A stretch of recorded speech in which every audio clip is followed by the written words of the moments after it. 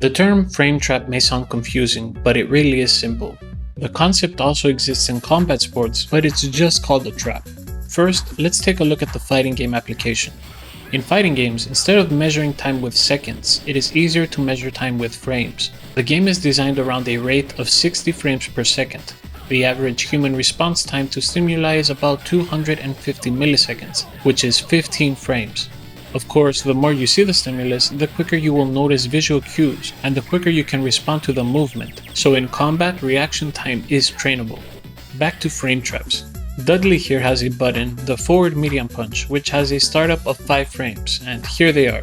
1, 2, 3, 4, 5. Then it connects.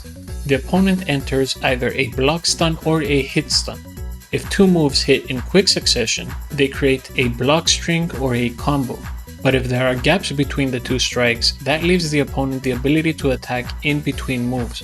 Dudley's forward medium punch here is +2 on block, meaning the opponent recovers from block stun 2 frames after the move has been completed.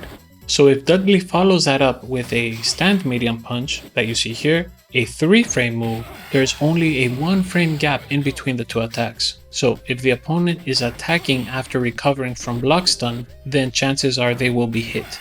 This is a frame trap, making the opponent think they are safe to attack so that they can commit to it, unknowing that the follow-up strike is imminent.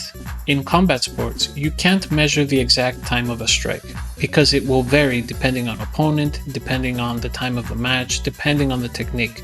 With experience, you can attain a sense of your opponent's speed, and when you can sneak an attack in between strikes, slip and counter, or switch position. This is all done by feel, on the spot, rather than by measurement. Now, when throwing a combination, if the opponent has their hands up to defend, they can't initiate a counterattack. But if there's enough of a gap to allow them to think they are safe enough to strike back, they can be hit with a delayed attack. Of course, in proper fighting, a block string can be interrupted by a strike penetrating the defender's shell, or by a skillful defender dodging or parrying the incoming strike and answering with a counter.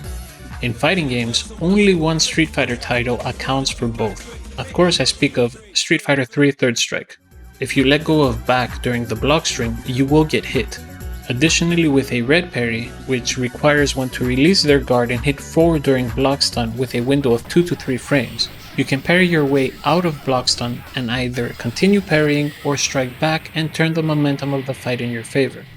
Also in Third Strike, you don't really need to know frame data to do well. For example, I literally downloaded training mode so I can make this video. I never used it prior to this, despite competing in the game for years. 3S is fast enough so that the frame data isn't that crucial, and the parry mechanic adds an extra layer of variance to dealing with pressure. For slower games like modern Street Fighters, knowing frame data is paramount, as you have enough time to react to a blocked attack and punish it consistently. That's why it is mandatory to memorize the frame count of key moves of different matchups in the newer Street Fighters. This is another reason why I prefer Third Strike. Learning through feel and experience by playing the game and having fun will always be better than having to study and memorize different charts of numbers. Hopefully, Street Fighter 6 can also be played similarly, since it also has parry, frame count variations for Drive Rush, and for Burnout. I'll definitely give it a try, so if you'd like to see more insight on the game, together with some timeless Third Strike and combat sports analysis, make sure to sub to the channel, share it to spread the word, and if you'd like to go a level beyond, you can support me via Patreon or Ko-fi. Links in the description. Cheers everyone.